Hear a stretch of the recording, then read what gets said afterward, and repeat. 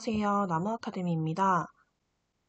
오늘은 고등학교 2학년 화법과작문 미래엔 3단원의 지문 분석과 문제 해결해 보도록 하겠습니다. 먼저 1단원 상황에 맞게 말하기, 지문 분석, 그리고 문제풀이를 먼저 해보도록 하겠습니다. 먼저 출제 유형 베스트입니다. 상황에 맞는 말하기를 판단하고 고쳐 쓰는 문제가 출제되었습니다. 즉, 각 상황에 어떠한 말하기 방법을 취해야 하는지를 잘 알아두어야 합니다. 두 번째로는 상황에 맞는 말하기의 방법을 묻는 문제가 출제되었습니다. 방금 이야기해드렸던 것과 유사하게 상황에 맞는 말하기의 방법은 무엇인지를 정확하게 알고 이를 고쳐 쓸 수 있는 것이 중요한 포인트였습니다. 그렇다면 지문 분석 한번 해보도록 하겠습니다. 의사소통으로 다른 사람들과 원만한 관계를 유지하려면 상황에 맞게 말을 해야 한다. 우리말에 말 한마디에 천냥빚도 갚는다. 말이 고마우면 비지 사러 갔다가 두부 사온다 라는 속담이나 서양의 잠언 가운데 하나인 경우에 합당한 말은 아로 새긴 은쟁반의 금사과이다 라는 구절은 모두 상황에 맞는 말의 가치와 중요성을 강조한 말이다. 일상생활에서 자주 접하면서도 대처하기 어려운 말하기 상황으로는 다른 사람에게 부탁이나 요청을 하는 상황, 누군가의 부탁이나 요청을 거절해야 하는 상황, 자신의 잘못을 사과하는 상황, 감사의 마음을 전하는 상황 등이 있다. 즉, 여기에서는 상황에 맞는 말의 중요성을 이야기하는 속담과 잠언이 여러 가지 등장을 하는데요. 보시면 말 한마디에 천냥빚도 갚는다. 말이 고마우면 비지 사러 갔다가 두부 사온다. 그 다음 경우에 합당한 말은 아로 새긴 은쟁반의 금사과이다 와 같은 상황에 맞는 말의 가치와 중요성을 이야기해주고 있습니다. 그러면서 자주 접하면서도 대처하기 어려운 말하기 상황, 부탁이나 요청, 거절, 사과, 감사 총 4가지가 등장을 하는데요. 각각의 상황에 맞는 말하기의 방법을 한번 확인해 보도록 하겠습니다.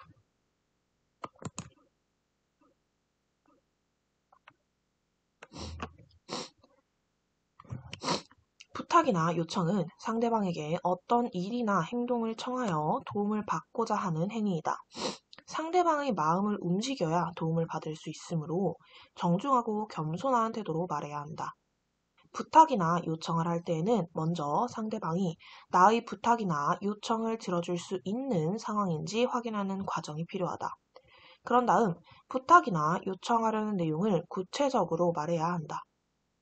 내용이 구체적이지 않고 막연하거나 일부분만을 말한다면 요청하는 내용을 상대방이 판단하는 데 어려움을 줄 수 있다.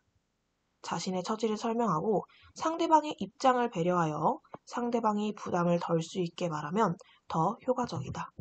자, 먼저 부탁과 요청의 개념이 등장을 했는데요. 어떤 일이나 행동을 청하여 도움을 받고자 하는 행위다 라고 개념이 등장을 하였습니다. 그러면서 방법에 대한 거 첫 번째, 정중하고 겸손한 태도로 말해야 한다. 두 번째, 나의 부탁이나 요청을 들어줄 수 있는 상황인지를 확인해야 한다. 그 다음 세 번째, 부탁이나 요청하려는 내용을 구체적으로 말해야 한다.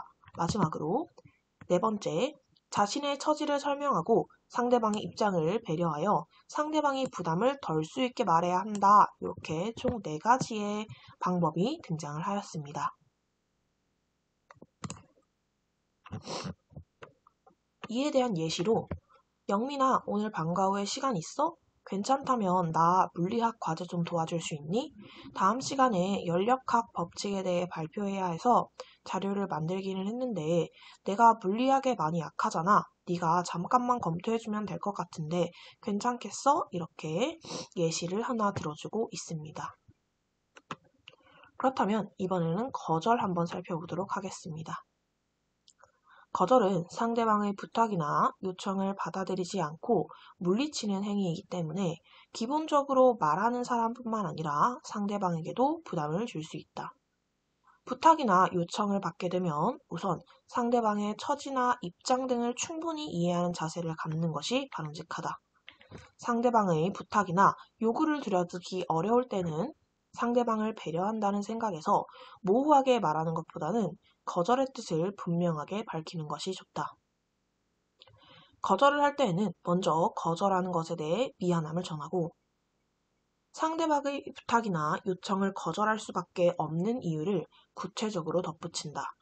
만일 나중에라도 상대방의 부탁을 들어줄 수 있는 여건이 된다면 그때 상대방을 돕고 싶다는 마음을 함께 전달하여 서로의 부담을 덜어내는 것이 바람직하다. 여기서는 거절에 대한 이야기가 등장을 했습니다. 일단 거절의 개념이라는 건 상대방의 부탁이나 요청을 받아들이지 않고 물리치는 행위다 라고 이야기를 하고 있고 거절하는 말을 할 때의 태도 두 가지를 이야기하고 있습니다.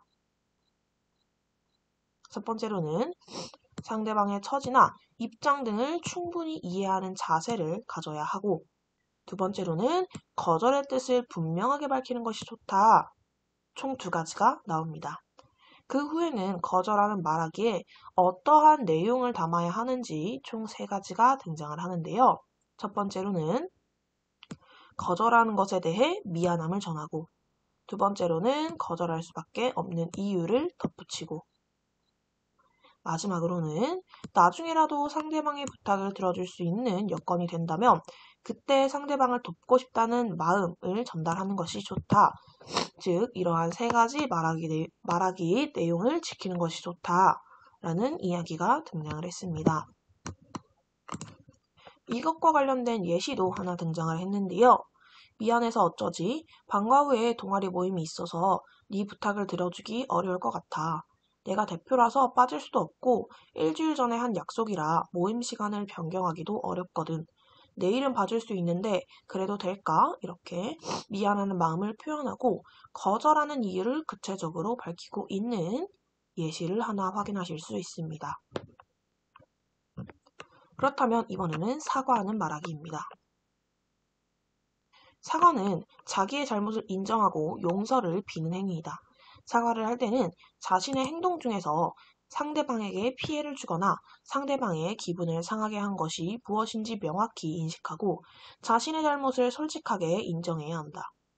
사과하는 상황에서는 사과하는 사람보다 그것을 받는 사람의 감정이 중요한 만큼 상대방의 기분을 살피면서 뉘우치는 마음을 정중하고 공손하게 전달해야 한다.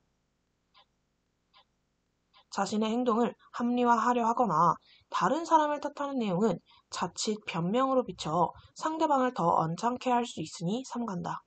그리고 상대방의 용서를 강요하기보다는 앞으로 같은 잘못을 되풀이하지 않을 것이라고 다짐하는 내용을 덧붙이는 것이 좋다. 자, 먼저 사과하는 말하기의 개념은 자신의 잘못을 인정하고 용서를 비는 행위이다. 이렇게 이야기를 해주고 있습니다. 또한 사과하는 말하기의 방법 총 4가지가 나오는데요.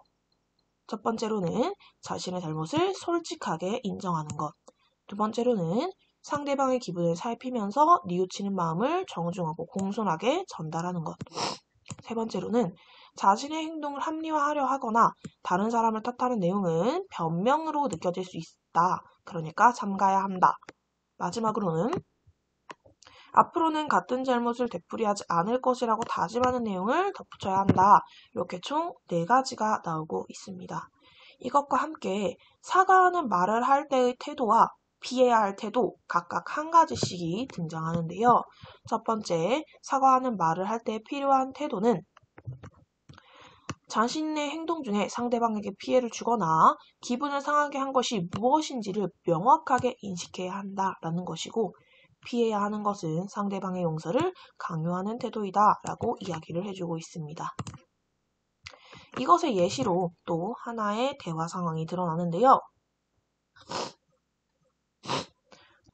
점심시간에 함께 도서실로 가기로 한 약속 못 지켜서 미안해. 화 많이 났지? 정말 미안해. 점심 먹고 나서 약속을 깜빡 잊고 친구들과 운동을 했어. 못 가게 되면 연락이라도 했어야 했는데 점심시간이 끝날 때쯤에야 생각이 났어. 다음부터는 약속 꼭 지킬게 라고 잘못을 솔직하게 인정하며 사과하고 반복하지 않겠다라는 다짐도 덧붙인 것을 확인하실 수 있습니다. 그렇다면 마지막으로 감사하는 말하기 한번 보도록 하겠습니다. 감사는 고마운 마음을 전달하는 행위이다. 누군가 나에게 작은 도움이라도 주었을 때에는 감사 표현에 인색한 태도를 보이기보다는 그때그때 감사 표현을 하고 되도록 너무 늦지 않게 말하는 것이 좋다. 감사 표현을 할 때에는 그 까닭을 명확하게 밝히고 감사의 마음이 잘 전달되도록 진심 어린 태도로 말해야 한다. 감사하는 까닭이 무엇이며 그로 인해 자신이 어떤 도움을 받았는지 함께 언급하면 상대방에게 자신의 마음을 훨씬 효과적으로 전달할 수 있다. 한편 감사의 마음을 전할 때에는 내용을 과장하거나 꾸며서 말하지 않아야 한다. 상대방이 그다지 감사받을 일이 아니라고 생각하는데 감사 표현이 지나치면 오히려 상대방을 당혹스럽게 만들거나 부담을 줄 수 있기 때문이다. 즉 여기에서는 감사의 개념 먼저 이야기해주고 있는데요. 고마운 마음을 전달하는 행위이다 라고 감사의 개념을 이야기합니다. 또한 감사하는 시점이 그때 해야 된다 라고 이야기를 하고 너무 늦지 않게 말해야 한다 라고 이야기를 하고 있습니다. 그러면서 여기에서도 감사를 할 때의 태도와 감사하는 말하기의 내용에 무엇을 포함시켜야 하는지가 등장을 하는데요. 먼저 감사하는 말을 할 때의 필요한 태도는 먼저 진심 어린 태도가 필요하고 그 다음에 과장하거나 꾸며서 말하지 않아야 한다 이렇게 이야기를 하고 있습니다. 또한 감사하는 말하기에 어떠한 내용이 포함되었는지와 관련해서 첫 번째로는 감사하는 까닭을 밝히고 두 번째로는 자신이 어떤 도움을 받았는지를 함께 언급하는 것이 필요하다 이렇게 이야기를 해주고 있습니다. 감사하는 말하기와 관련된 예시도 하나 등장을 했는데요. 우리 동아리 작품 전시회에 참석해줘서 고마워. 홍보가 덜 돼서 전시회장이 썰렁하면 어쩌나 걱정했는데 내가 친구들과 함께 와줘서 얼마나 기뻤는지 몰라 라고 하면서 도움받은 내용을 구체적으로 밝히며 감사의 표시를 하고 있다라는 것을 알 수 있습니다. 본문은 이렇게 마치면 될 것 같고 뒤에 보시면 생각력이, 즉 학습활동에 나타나는 말하기와 관련된 문제들이 많이 등장을 합니다. 살짝 한 번씩 보도록 하겠습니다. 먼저 민규와 서연이의 말하기인데요. 보시면 민규는 상대방의 상황을 고려하지 않고 일방적으로 자신의 요구사항을 말했죠. 그게 문제가 됐음을 확인할 수 있습니다. 두 번째, 서연이의 발화에서는 거절의 뜻을 분명하게 밝히지 않고 모호하게 말했다라는 문제점을 확인하실 수 있습니다. 따라서 이를 해결하기 위해서는 민규는 먼저 상대방의 상황을 고려해야 하고 두 번째로는 부탁하려는 내용을 구체적으로 말해야 하고 세 번째로는 자신의 처지를 설명해야 하고 네 번째로는 상대방의 입장을 배려해야 한다라는 것입니다.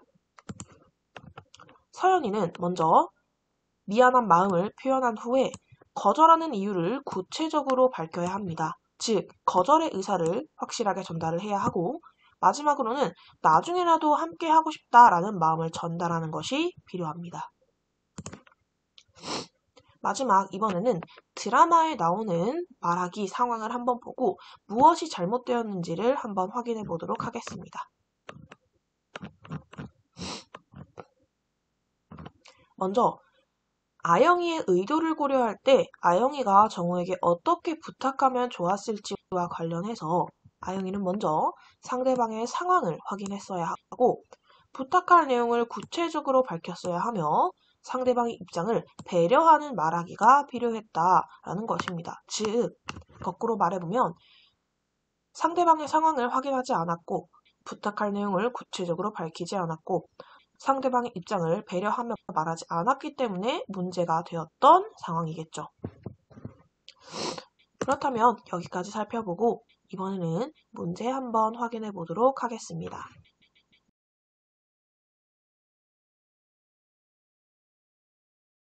자, 그렇다면 이번에는 문제 한번 살펴보도록 하겠습니다. 자, 먼저 1번 문제, 2번 문제 한번 같이 보도록 하겠습니다. 1번 문제는 사과의 말과 관련된 문제고 점검한 내용으로 적절하지 않은 것을 찾는 문제였습니다. 보기는 점심시간에 함께 도서실에 가기로 한 약속 못 지켜서 미안해. 화 많이 났지? 정말 미안해. 갑자기 짝꿍이 축구하러 가자고 하는 바람에 점심 먹고 나서 약속을 깜빡 잊고 친구들과 운동을 했어. 못 가게 되면 연락이라도 했어야 했는데 점심시간 끝날 때쯤에야 생각났어. 다음부터는 약속 꼭 지킬게 라고 사과의 말을 건넸습니다. 1번부터 살펴보도록 하겠습니다. 상대방의 기분을 상하게 한 것이 무엇인지 명확하게 인식하고 있군. 보시면 점심시간에 함께 독서실에 가기로 한 약속 지키지 못해서 미안해 라고 같이 못 가서 미안해 라고 명확하게 인식하고 있음을 확인할 수 있습니다. 2번, 자신의 잘못을 솔직하게 인정하고 있군. 방금 말씀드린 부분을 통해서 내가 미안해 라는 부분을 확인하실 수 있었고 따라서 적절합니다. 상대방의 기분을 살피면서 뉘우치는 마음을 공손하게 전달하고자 노력하였군. 보시면 괄호 안에 미안해하는 얼굴로 상대방을 보며 이렇게 이야기가 되어 있죠. 즉 상대방의 기분을 살피면서 뉘우치는 마음을 전달하고자 했다라고 확인하실 수 있습니다. 상대방을 언짢게 할 수 있는 자기 합리화는 삼가고 약속을 못 지키게 된 이유를 구체적으로 밝히고 있군. 자, 보시면 자기 합리화가 드러나는지 안 드러나는지를 확인해 보셔야 하는데요. 보시면 갑자기 짝꿍이 축구하러 나가자고 하는 바람에 점심 먹고 나서 약속을 깜빡 잊고 친구들과 운동을 했어. 즉, 짝꿍이 그렇게 해서 어쩔 수가 없었어 라는 자기 합리화가 드러나고 있음을 확인하실 수 있습니다. 따라서 정답은 4번입니다. 앞으로 같은 잘못을 되풀이하지 않을 것이라고 다짐하는 내용을 덧붙이고 있군. 마지막에 다음부터는 약속 꼭 지킬게 라는 부분을 통해서 확인하실 수 있죠. 따라서 정답은 4번 체크해 주시면 되겠습니다. 이번에는 2번 선지 한번 같이 확인해 보도록 하겠습니다. 윗글에서 설명하고 있는 말하기로 적절하지 않은 것은 이라고 하고 있는데요. 자, 그럼 윗글을 통해서 다시 한번 보시면 윗글에서는 부탁이나 요청, 그리고 거절, 사과, 감사 총 4가지의 말하기 방식이 나타나고 있습니다. 즉 교과서 본문에 드러나는 내용이 그대로 드러났죠. 1번부터 확인해 보도록 하겠습니다. 점심시간에 함께 도서실에 가기로 한 약속 못 지켜서 미안해. 화가 많이 났지? 친구들이 운동하자고 하는 바람에 깜빡했어. 운동을 하다 보면 다른 생각을 못하는 거 너도 알지? 다음부터는 약속 꼭 지킬게. 자, 보시면 사과하는 말하기다라는 것을 확인하실 수는 있습니다. 미안해가 등장했죠. 그렇지만 사과하는 말하기에서는 자기 자신을 합리화하는 것은 말하지 않는 게 좋다라고 1번을 통해서도 확인을 하셨습니다. 그런데 여기 보시면 운동을 하다 보면 다른 생각 못하는 거 너도 알지? 라는 자기 자신을 합리화하는 자기 합리화가 드러났음을 알 수 있습니다. 따라서 1번이 정답이 될 수밖에 없네요. 그렇다면 마지막으로 12번 문제 함께 풀어보고 마무리해 보도록 하겠습니다. 12번 문제입니다. 윗글의 내용과 일치하는 것은, 즉 윗글의 내용과 일치하는 것을 확인해 보라는 문제인데요. 보시면 여기에서도 아까와 마찬가지로 부탁이나 요청, 거절, 그 다음 사과, 감사의 말하기 방식에 대한 교과서 본문이 등장하였습니다. 1번, 고마운 마음을 제대로 전달하기 위해서는 내용을 과장하거나 꾸며서 말할 수 있어야 한다. 자, 고마운 마음을 전달하기 위해서는 내용을 과장하거나 꾸며서 말할 수 없죠. 말해서는 안 됩니다. 따라서 일치하지 않네요. 원만한 의사소통을 위해서는 상대방의 기분을 살피기보다는 자신의 입장부터 명확히 인식해야 한다. 원만한 의사소통을 위해서는 상대방의 처지 그리고 입장을 먼저 인식을 해야 하는 것이 필요하죠. 따라서 적절하지 않네요. 부탁할 때에는 상대방의 부탁 내용을 판단할 수 있도록 요청하는 내용을 구체적으로 말해야 한다. 부탁할 때는 상대방이 듣고 판단을 할 수 있도록 내용을 구체적으로 말해야 한다라는 부분 확인하실 수 있었죠. 따라서 정답은 3번 체크해 주시면 되겠습니다. 4번. 거절은 상대방을 부탁을 물리친 행위로 본인뿐만 아니라 상대방에게 부담이 되므로 절대로 해서는 안 된다. 거절을 해서는 안 된다라는 이야기는 없었죠.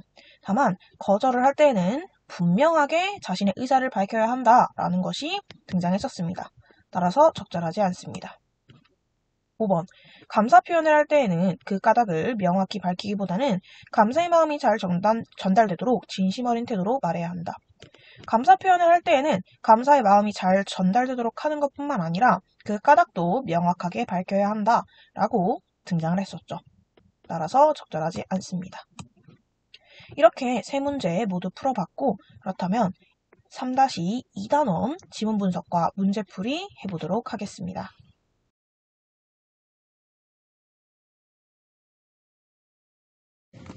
2단원 대화로 갈등 해결하기 한번 보도록 하겠습니다. 먼저 출제 유형 베스트입니다. 첫 번째로는 나 전달법의 개념과 효과를 묻는 문제가 출제되었습니다.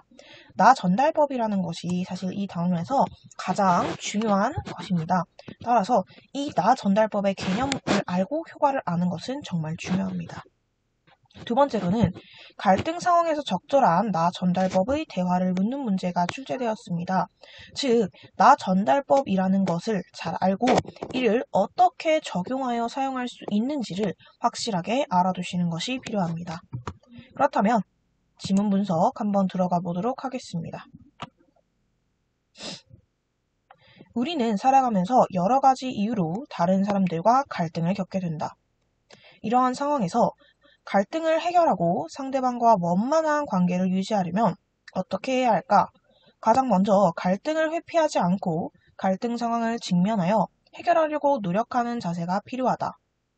갈등을 해결하는 방법 중 가장 일반적인 방법은 갈등을 일으킨 상대방과 대화하는 것이다.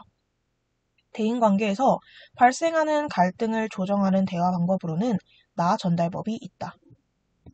여기에서 보시는 것은 결국 갈등을 조정하기 위해서는 어떤 대화 방법이 필요한지에 대한 이야기를 해주시고 있습니다.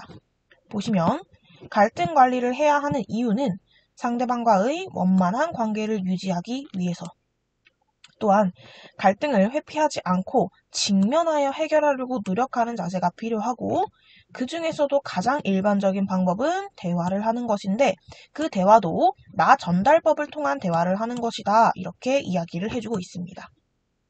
그렇다면 이번엔 나 전달법이 무엇인지를 한번 확인을 해보도록 하겠습니다. 갈등 상황에서의 적절하지 않은 대화 방식은 오히려 갈등을 심화하거나 새로운 갈등을 만들 수 있다. 상대방에게 화가 나거나 감정이 상하는 등의 문제 상황이 생겼을 때 많은 사람은 너를 주어로 하는 말을 하여 자신의 생각이나 감정을 전달하려고 한다. 이처럼 너를 주어로 표현하다 보면 비난이나 충고, 공격, 강요 등의 내용을 담은 말을 하게 되고 결과적으로 상대방의 반감과 저항을 불러일으켜 대화를 원활하게 진행할 수 없게 된다. 나 전달법을 이야기해주기에 앞서서 너 전달법에 대한 이야기를 먼저 해주고 있는데요. 너 전달법이라는 건 너를 주어로 시작하는 말을 하여서 자신의 생각이나 감정을 전달하는 것이다 라고 이야기를 합니다. 이러한 경우 비난이나 충고, 공격, 강요 등의 내용을 담은 말을 하게 되고 결과적으로는 반감과 저항을 불러일으켜 원활하게 대화를 진행할 수 없게 된다라는 문제점이 있음을 확인하실 수 있습니다. 그렇다면 이번에는 나 전달법에 대한 이야기 한번 보도록 하겠습니다. 나 전달법이란 1인칭인 나를 주어로 시작하는 말을 하여 상대방의 행동에 대한 자신의 생각이나 감정을 구체적으로 표현하는 대화 방법을 말한다. 상대방의 행동이 자신에게 어떤 생각이나 느낌을 들게 하는지를 상대방에게 진솔하게 표현하는 방법이다. 아까 너 전달법과 달리 나 전달법은 1인칭인 나를 주어로 시작하는 말을 하는 것입니다. 이 나 전달법은 상대방의 행동이 자신에게 어떤 생각이나 느낌을 들게 하는지를 상대방에게 진솔하게 표현할 수 있다라는 효과가 있습니다.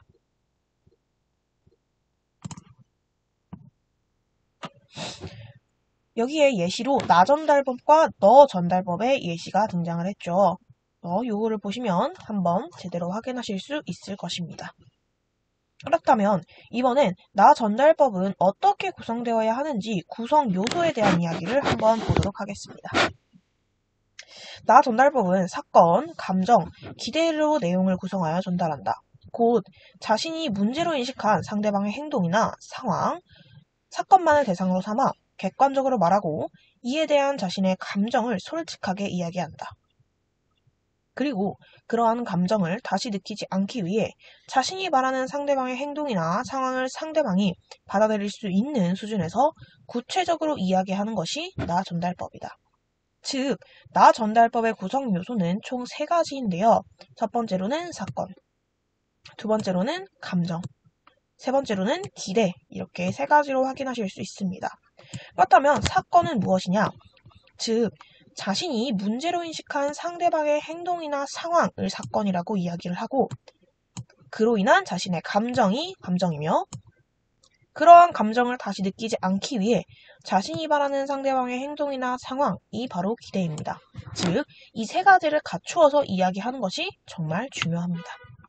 그렇다면 이러한 나 전달법의 효과에는 무엇이 있을지 확인해 보도록 하겠습니다. 나 전달법은 사건이나 상황에 대한 나의 감정을 드러내어 말하는 방법이므로 상대방을 직접적으로 비난하지 않으면서 의사를 전달할 수 있다. 또한 화자가 자신의 감정과 바람을 진솔하게 드러낼 수 있기 때문에 청자가 방어적인 태도를 보이지 않고 책임감을 느끼게 할 수 있다. 이러한 점에서 나 전달법은 상대방의 행동에 대한 자신의 감정 상태와 요구사항을 전달하는 효과적인 대화 방법. 여기에서는 나 전달법의 효과가 총 2가지가 등장을 하였습니다. 첫 번째로는 상대를 직접적으로 비난하지 않으면서 의사를 전달할 수 있다. 두 번째로는 청자가 방어적인 태도를 보이지 않고 책임감을 느끼게 할 수 있다. 그리고 이러한 2가지의 효과 덕분에 상대방의 행동에 대한 자신의 감정과 요구사항을 전달하는 효과적인 대화 방법이 될 수 있다. 이렇게 이야기를 하고 있습니다.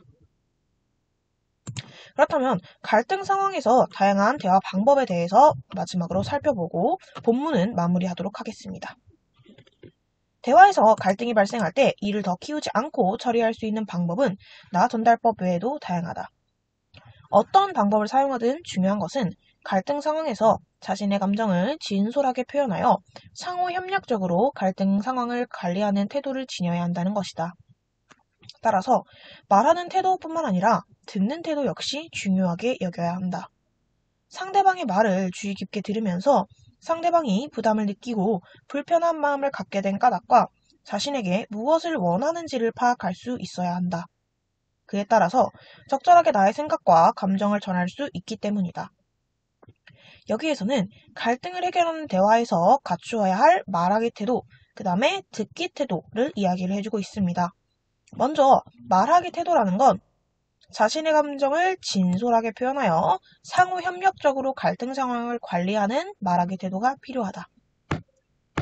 또한 듣기 태도는 상대방의 말을 주의 깊게 들어야 하고 부담을 느끼고 불편한 마음을 갖게 된 까닭, 그 다음에 자신에게 무엇을 원하는지를 파악할 수 있어야 한다. 이렇게 이야기를 해주고 있습니다. 그렇다면 이번에도 본문과 함께 학습활동 부분 확인해 보도록 하겠습니다. 첫 번째 학습활동에서는 만화가 등장을 합니다. 여기선 준호 그리고 현수의 대화 상황이 드러나는데요.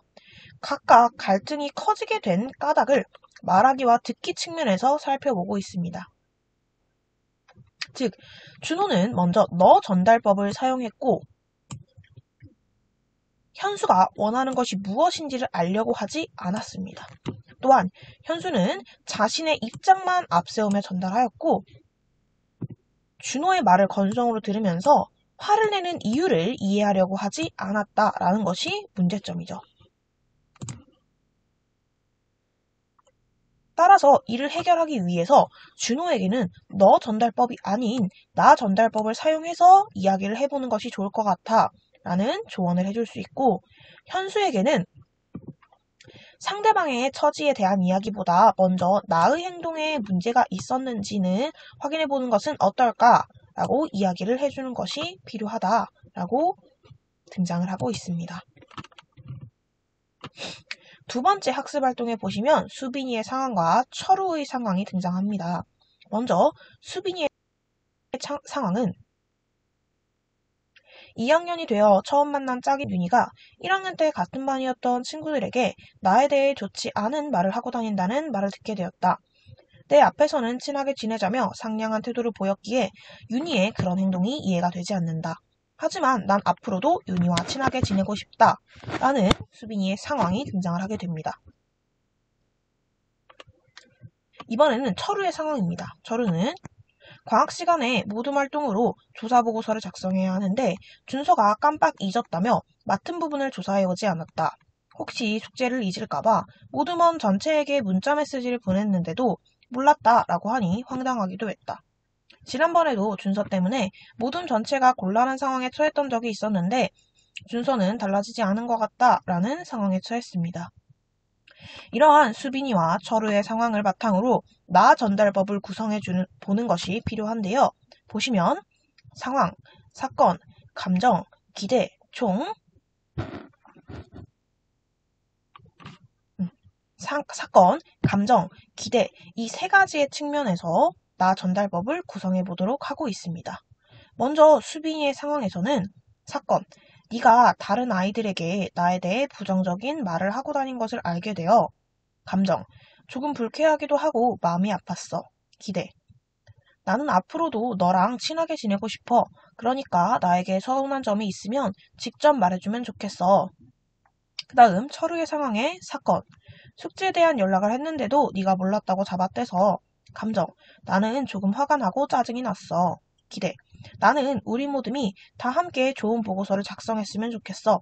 그러니까 앞으로는 모둠 활동에 대한 숙제를 잘해왔으면 좋겠어. 이렇게 각각의 사건, 감정, 기대를 통해서 나 전달법을 구성하는 예시들이 등장을 했습니다. 이 나 전달법의 점검 기준으로는 먼저 첫 번째, 문제를 유발하는 상대방의 행동이 무엇인지, 즉, 나 전달법의 사건이 잘 드러났는지. 두 번째, 그 행동 때문에 내가 어떤 감정을 느꼈는지, 즉, 감정이 잘 드러났는지. 마지막, 상대방이 다음에 어떻게 행동하기를 바라는지, 즉, 기대가 드러났는지, 이 세 가지 측면에서 점검을 해보는 것이 필요하다라고 이야기를 해주고 있습니다. 그렇다면 이것을 바탕으로 이번에도 문제 한번 풀어보도록 하겠습니다.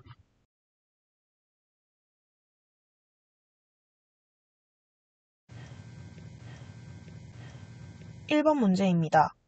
보기의 기억을 나 전달법의 대화 방법으로 수정해서 말할 경우 고려해야 할 점으로 적절하지 않은 것은 확인해보고 있습니다. 이 보기는 우리가 아까 학습활동에서 살펴보았던 준호와 현수의 대화 상황임을 확인하실 수 있는데요.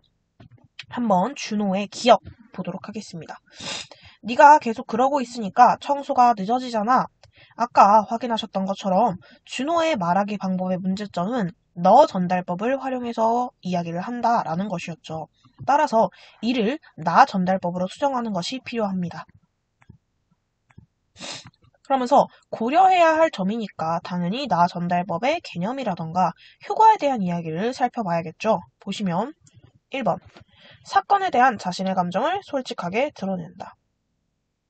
나 전달법이라는 건 사건이나 상황에 대한 나의 감정을 진솔하게 표현하는 말하기이므로 적절합니다. 상대방의 행동이나 상황을 객관적으로 판단한다.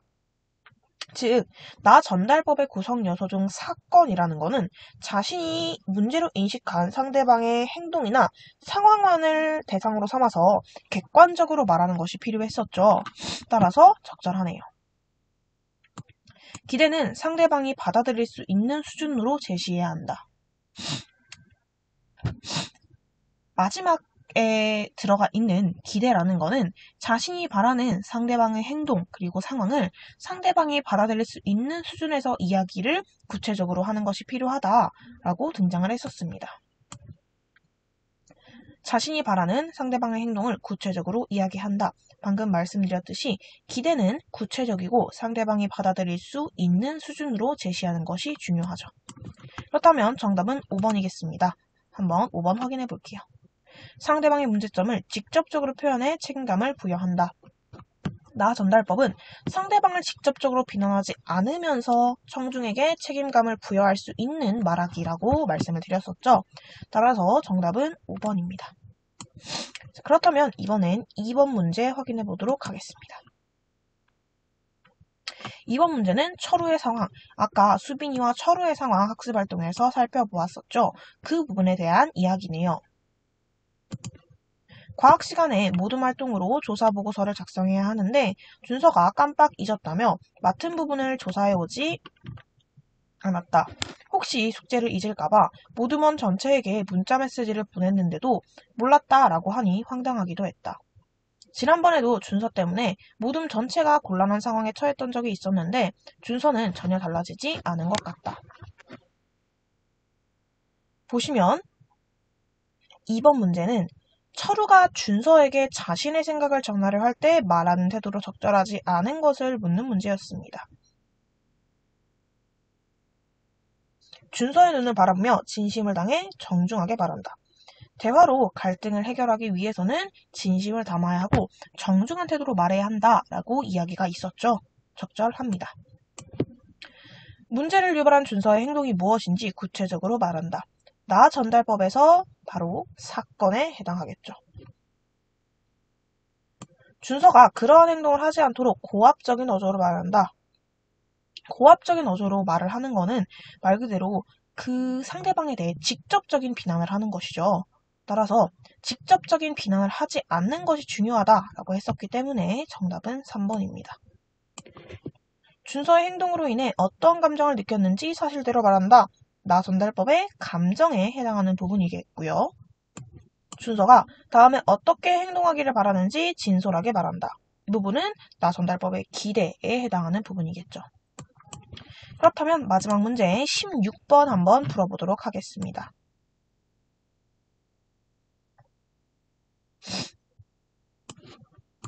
자, 16번은 수빈이의 상황이고 수빈이가 윤희에게 할 말을 나 전달법의 구성으로 가장 적절하게 표현한 것을 묻는 문제였습니다. 수빈이의 상황 사실 아까 읽어보긴 했었지만 다시 한번 확인해 보도록 하겠습니다. 2학년이 되어 처음 만난 짝이 된 윤희가 1학년 때 자신과 같은 반이었던 친구들에게 나에 대해 좋지 않은 말을 하고 다닌다는 말을 듣게 되었다. 내 앞에서는 친하게 지내자며 상냥한 태도를 보였기에 윤희의 그런 행동이 이해가 되지 않는다. 하지만 난 앞으로도 윤희와 친하게 지내고 싶다. 나 전달법에서 가장 중요한 것은 사건, 감정, 기대가 드러나는 것이었죠. 보시면 사건은 바로 친구들에게 나에 대해 좋지 않은 말을 하고 다닌다는 말을 듣게 된 것이 바로 사건일 것이고 감정은 이해가 되지 않는다라는 게 감정. 또한 기대는 앞으로도 윤희와 친하게 지내고 싶다라는 게 기대이고 이러한 기대와 관련해서 윤희에게 또 다른 말을 전달할 수 있겠죠.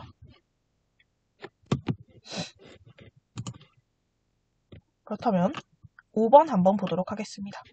네가 다른 친구들에게 내 험담을 한 것을 알게 되어서 나는 조금 불쾌했어. 나에게 서운한 것이 있으면 직접 말해줬으면 좋겠어. 즉, 내 험담을 하게 한 것을 알게 되었다라는 부분이 사건에 해당할 것이고 나는 조금 불쾌했다라는 것이 감정. 그리고 마지막 기대가 나에게 서운한 것이 있으면 직접 말해줘라는 부분이겠죠. 따라서 정답은 5번이다 라고 확인을 해보시면 될 것 같습니다. 1번, 2번을 보시면 이 부분은 윤희에게 직접적으로 비난을 하고 있죠. 보시면 실망이다. 넌 참 이중적인 태도를 지닌 아이구나 라고 직접적으로 비난하고 있기 때문에 적절하지 않다라고 확인해 보실 수 있고 3번에서는 어떤 사건과 감정, 기대가 드러나기보다 그냥 자신에 대한 이야기죠. 나는 그런 말을 한 적이 없어 라는 이야기이기 때문에 적절하지 않음을 확인하실 수 있습니다. 4번은 내 험담을 하고 다녔다니 너무 속상하다. 즉 험담을 하고 다닌 상황과 속상하다라는 감정이 드러나지만 상대방에 대한 기대가 드러나지 않으므로 적절하지 않다라고 확인해 보실 수 있겠습니다. 그렇다면 이번에는 마지막으로 3단원 한번 확인해 보도록 하겠습니다.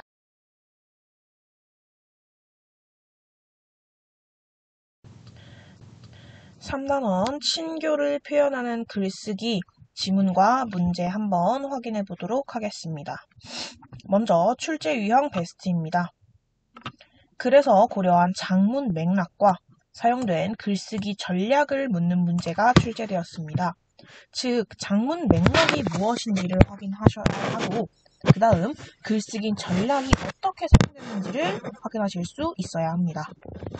두 번째로는 친교를 표현하는 글의 특징을 묻는 문제가 주로 출제되었습니다. 그렇다면 지문 분석 한번 해보도록 하겠습니다. 우리는 일상생활 속에서 다양한 인간관계를 맺고 살아가면서 다른 사람과의 유대감과 친밀감을 유지하고자 한다. 이처럼 인간관계를 친밀하게 만들어가는 행위 또는 그러한 인간관계를 친교라고 한다. 친교를 목적으로 하는 의사소통은 직접 만나서 대화를 나누거나 글을 써서 주고받는 것이 가장 전통적인 방식이었다. 그러나 근래에는 통신매체의 발달에 따라 친교를 표현하는 방법도 다양하게 변화하였다. 따라서 장문 맥락을 고려하면서 이러한 변화에 맞게 의사소통하는 능력이 필요하다. 먼저 친교의 개념이 등장했습니다. 친교의 개념은 인간관계를 친밀하게 만들어가는 행위 또는 그런 인간관계였고, 이 친교를 목적으로 하는 의사소통은 대화나 글을 써서 주고받는 것이라고 전통적인 방식이 등장했습니다. 그렇지만 통신매체의 발달에 따라서 다양하게 변화했다라고 이야기를 하고 있습니다. 그렇다면 친교를 표현하는 글이 대체 무엇인지 한번 확인해 보도록 하겠습니다. 친교를 표현하는 글은 사람들끼리 서로의 생각과 느낌을 진솔하게 주고받으면서 서로를 더 잘 이해하고 관계를 더욱 가깝게 하기 위한 글을 의미한다. 편집글이 대표적인 예라고 할 수 있다. 편집글은 자신의 진솔한 생각이나 감정을 특정한 상대에게 전달하는 개인적인 글이다. 이러한 특성 때문에 편집글을 주고받으면 서로의 생각이나 감정을 확인할 수 있고 둘 사이의 친밀감을 높일 수 있다. 먼저 친교를 표현하는 글이라는 건 서로의 생각과 느낌을 진솔하게 주고받으면서 서로를 더 잘 이해하고 관계를 더 가깝게 하기 위한 것이다 라고 하면서 대표적인 예시는 편집글이다 라고 이야기를 해주고 있습니다. 위에서 보았듯이 대화나 글을 주고받는 게 정통적인 방식이었다면 최근에는 통신매체의 발달로 조금 다양하게 변화했다고 하죠. 그 이야기가 두 번째 문단에 등장을 합니다. 한번 읽어보도록 하겠습니다. 최근에는 컴퓨터와 스마트폰 등 전자기기를 이용하여 친교를 표현하는 글을 주고받는 경우가 많은데 이러한 매체들은 그림이나 이모티콘 등을 이용하여 자신의 생각이나 감정을 친근하게 전달할 수 있고 상대방의 반응을 바로 확인할 수 있는 장점이 있어서 많은 사람이 활용하고 있다. 손으로 쓴 편지는 전자기기로 전하는 글에 비해 좀 더 깊이 생각하고 정성을 담아 표현한다는 점에서 여전히 중요한 친교의 수단이라고 할 수 있다. 최근에 전자기기들의 등장으로 그림이나 이모티콘 등을 이용하여 자신의 생각이나 감정을 친근하게 전달할 수 있고 상대방의 반응을 바로 확인할 수 있는 새로운 다양한 친교를 전달하는 글의 방법이 등장을 한 것이죠. 그럼에도 불구하고 손으로 쓴 편지라는 거는 전자기기로 전하는 글에 비해 좀 더 깊이 생각하고 정성을 담아 표현한다는 점에서도 여전히 중요한 친교의 수단이다 라고 이야기를 하고 있습니다. 그래서 가에서는 스마트폰, 즉 전자기기를 이용한 친교를 표현한 글, 나에서는 편지를 사용하여 친교를 표현한 글 두 가지가 등장을 했는데요. 아까 말씀드렸듯이 스마트폰, 즉 전자기기를 사용하는 건 비교적 짧은 문장을 빠르게 주고받을 수 있고 다양한 시청각 자료를 덧붙일 수 있다라는 장점이 있습니다. 또한 편지를 사용하는 것은 깊이 생각하고 정성을 담아 표현할 수 있다라는 장점, 그렇지만 주고받기까지 시간이 좀 걸린다라는 단점이 있다라고 생각을 해보시면 될 것 같습니다.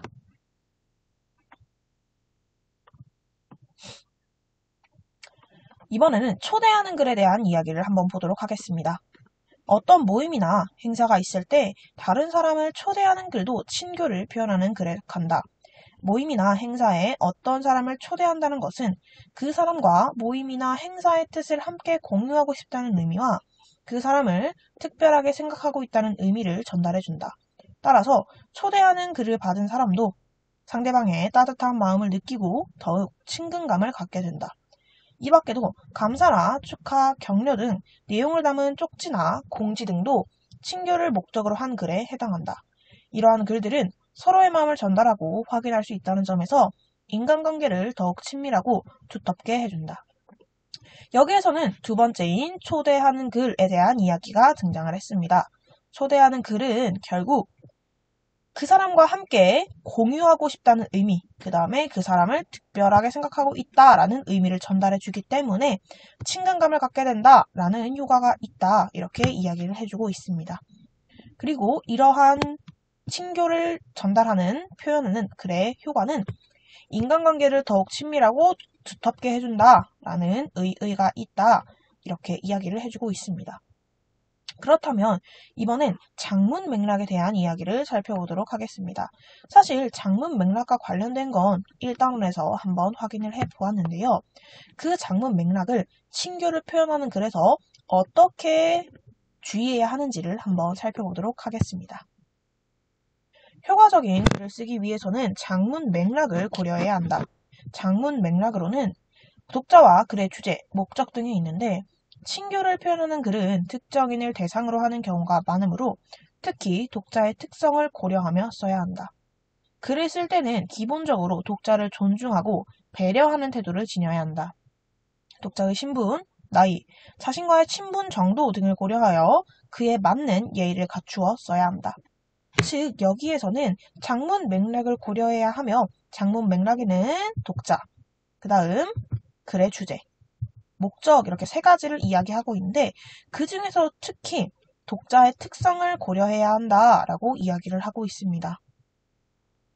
즉 예상 독자를 신분, 나이, 자신과의 친분 정도 등을 고려하고 이것에 대해 맞는 예의를 갖추어서 써야 한다라고 이야기를 하고 있습니다. 그렇다면 이번엔 어떤 구성을 갖추어야 하는지 한번 살펴보도록 하겠습니다.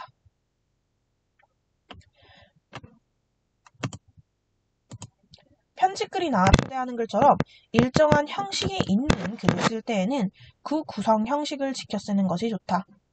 편집글은 일반적으로 처음 부분에 받는 사람에 대한 호칭과 인사말, 상대방의 안부를 묻거나 자기의 안부를 전하는 말을 쓰고 가운데 부분에는 글을 쓰는 까닭과 말하고 싶은 사연 등을 적으며 끝부분에는 끝인사와 편지를 쓴 날짜, 보내는 사람의 이름을 적는다.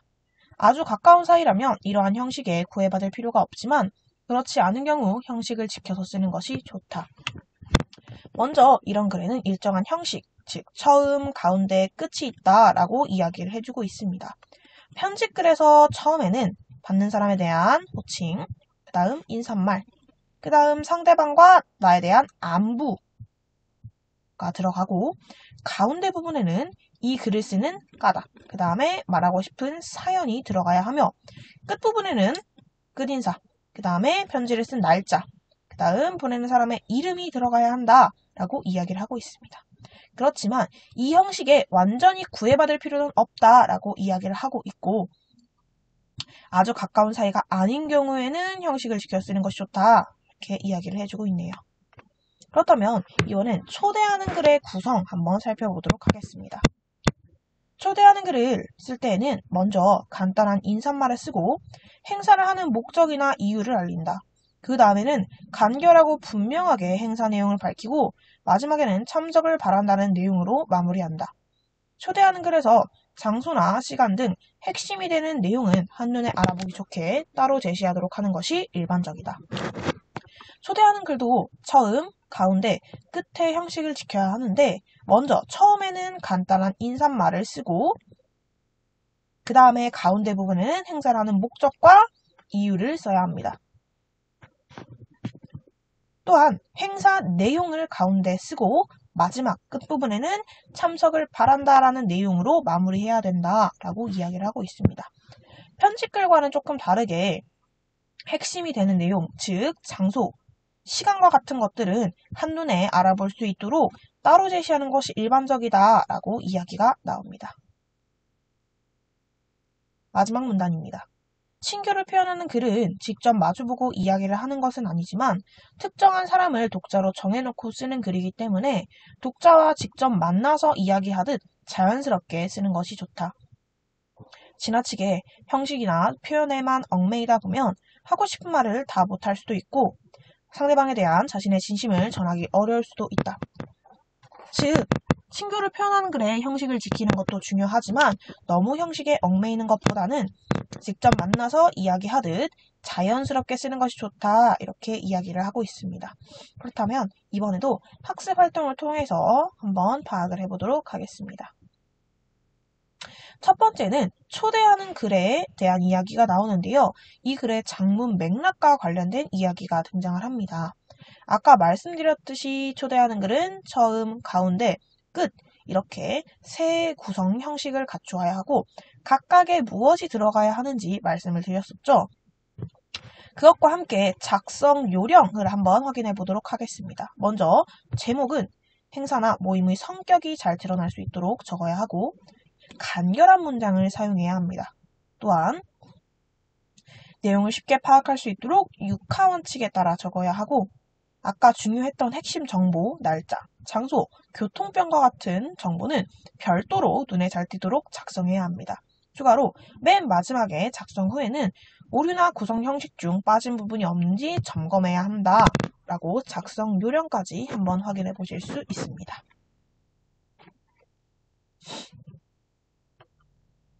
그 다음 두 번째로 등장하는 것은 먼저 편집글입니다. 편집글. 그리고 사실 나에 등장하는 것도 편집글과 유사한 결국 자신이 감사를 표현하는 글인데요. 이러한 글을 적을 때의 작성 요령도 한번 확인해 보도록 하겠습니다. 먼저 진실한 내용을 담아야 합니다. 두 번째로는 쓰는 목적에 맞는 내용과 형식을 갖추어야 하고 받을 사람을 고려해서 써야 합니다. 마지막으로 지나친 미사여구의 사용을 자제해야 한다라는 것이 중요합니다. 즉 받을 사람이라는 건 예상 독자를 고려해야 한다는 것이겠죠. 교과서 본문에서 살펴보았듯이 친교를 표현하는 글은 특정한 대상을 기준으로 하는 경우가 많기 때문에 예상 독자를 고려하는 것이 정말 중요하다라는 점 확인하실 수 있습니다. 그래서 가에서는 먼저 편집글이고요. 이 편집글의 목적은 사과를 하는 편집글이었습니다. 그 다음 두 번째로 글은 학급 회장이 쓴 글인데요. 먼저 고마운 마음을 전하고 싶어서 즉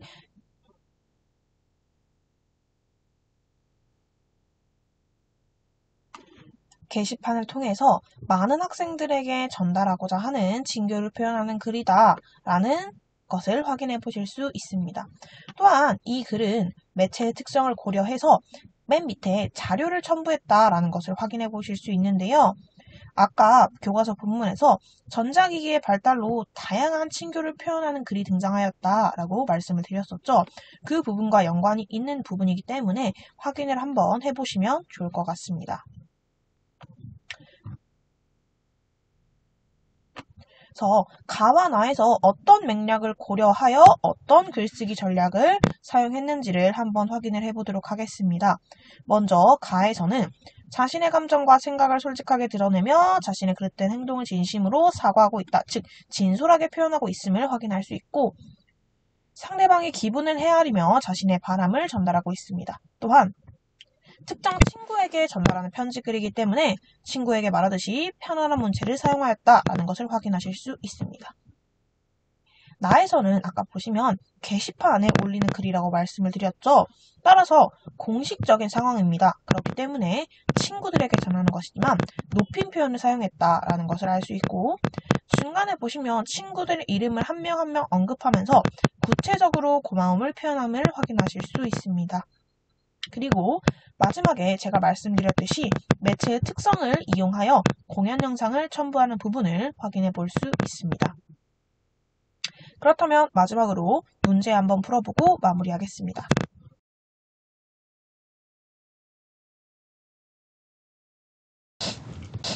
먼저 1번 문제입니다. 장문 과제를 수행할 때 맥락을 고려하여 필자가 활용한 글쓰기 전략으로 적절하지 않은 것은 인데요.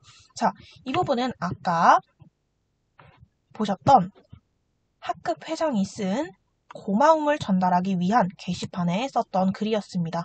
이를 바탕으로 1번 한번 살펴보도록 하겠습니다. 특정한 사람을 독자로 정해놓고 쓰고 있다. 즉, 자신과 같은 반 학생들을 독자로 정하여서 글을 쓰고 있음을 확인할 수 있죠. 보시면 여러분과 같은 3반이라는 사실이 라고 등장을 하죠. 친구에게 말하듯이 편안한 문체를 사용하고 있다. 이 글이 친구들에게 전달하는 글은 맞지만 보시면 게시판을 통해서 공식적인 상황의 글이다. 따라서 높임 표현을 사용했다 라고 말씀을 드렸었죠. 따라서 정답은 2번입니다. 함께한 경험을 바탕으로 자신의 바람을 전달하고 있다. 보시면 맨 마지막에 내 목소리만 크게 내려고 하기보다는 다른 사람들의 말을 존중하고 배려하는 태도를 지녔으면 좋겠습니다. 라고 자신의 바람을 전달하는 부분을 확인하실 수 있습니다. 매체의 특성에 맞게 합창대회에 공연 영상을 첨부하고 있다. 아까 말씀드렸었죠? 매체의 특성에 따라서 공연 영상을 첨부했다. 맨 마지막에. 그 다음 마지막 5번입니다. 친구의 이름을 언급하며 고마움을 구체적으로 표현하고 있다. 여기 보시면 이 부분에서 친구들의 이름을 구체적으로 언급해서 고마움을 표현하는 부분이 등장을 합니다. 따라서 아까 확인했듯이 정답 2번 체크해 주시면 됩니다. 그렇다면 이번에는 5번 한번 가보도록 하겠습니다. 5번입니다. 5번은 아까 편지글과 문자 메시지에 관련된 이야기입니다. 장문 맥락을 고려하여 가와 나를 이해한 내용으로 적절하지 않은 것을 묻는 문제입니다. 가와 나는 글을 쓴 계기와 중심 내용이 유사하다. 가에서도 그렇고 나에서도 그렇고 친구의 생일을 축하하기 위한 글이기 때문에 적절함을 알 수 있습니다. 가와 나는 상대방과의 친밀한 관계를 유지하는 것을 목적으로 한다. 가와 나 모두 친교를 표현하는 글이기 때문에 친구와의 관계를, 친밀한 관계를 유지하기 위함이다 라고 확인하실 수 있습니다. 가의 매체는 나의 매체에 비해 상대방의 반응을 빠르게 확인할 수 있다. 가는 문자 메시지였죠. 따라서 편집글인 나에 비해서 상대방의 반응을 빠르게 확인할 수 있습니다. 가의 매체는 나의 매체와 달리 문자 언어뿐만 아니라 그림도 활용할 수 있다. 그림은 직접 손으로 그리는 것이고 사실 잘라서 붙여도 되는 것이죠. 따라서 편지와 문자에서 모두 활용할 수 있습니다. 따라서 정답은 4번 체크해 주시면 되겠습니다. 가와 나는 모두 예상 독자와 필자가 친분이 있는 사람으로 볼 수 있다. 예상 독자의 생일을 축하하는 글이기 때문에 당연히 예상 독자와 친분이 있다라고 확인하실 수 있습니다. 마지막 9번 문제 해보겠습니다. 9번 문제입니다. 9번 문제는 친교를 표현하는 글쓰기에 대한 설명인데요. 적절하지 않은 것을 찾아보는 문제입니다. 1번, 생각과 느낌을 주고받는 개인적 성격의 글이다.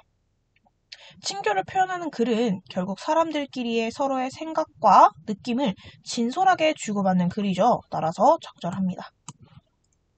자신의 마음을 상대방에게 진솔하게 전달하는 글이다. 방금 말씀드렸듯이 서로의 생각과 느낌을 주고받으면서 더 잘 이해하기 위한 것이다 라고 이야기를 했습니다. 매체에 따라 생각이나 감정을 표현하는 방식이 달라질 수 있다. 전자기기를 사용하여 친교를 표현하는 글과 편지를 통해서 사용하는 글은 아무래도 방식이 조금 다를 수밖에 없겠죠. 왜냐? 전자기기를 사용하는 건 이모티콘과 같은 것을 사용할 수 있기 때문에 편지글과 달리 조금 다른 방법을 사용할 수 있습니다. 따라서 적절합니다. 현대사회에서 친교를 표현하는 편지의 중요도는 낮아지고 있다. 교과서 본문에서 손으로 쓴 편지는 전자기기에 비해 더 깊이 생각하고 더 정성을 담아 표현하는 수단이기 때문에 여전히 중요한 친교의 수단이다 라고 말씀을 드렸었습니다. 따라서 정답은 4번 체크하시면 되겠습니다. 전자매체는 내 글에 대한 상대의 반응을 빠르게 확인할 수 있다. 전자기기를 이용한 친교를 표현하는 글은 상대의 반응을 빠르게 확인할 수 있다는 장점이 있죠. 따라서 적절함을 확인하실 수 있습니다. 여기까지 3-1단원, 2단원, 3단원에 해당하는 지문 분석과 문제 풀이를 모두 진행해 보았습니다. 이 모든 자료는 나무 아카데미 홈페이지에서 확인하실 수 있고 궁금하신 사항이 있으시다면 댓글로 문의 주시면 됩니다. 또한 하단의 구독 버튼을 눌러보시면 이 모든 자료를 더 빠르게 만나보실 수 있습니다. 감사합니다.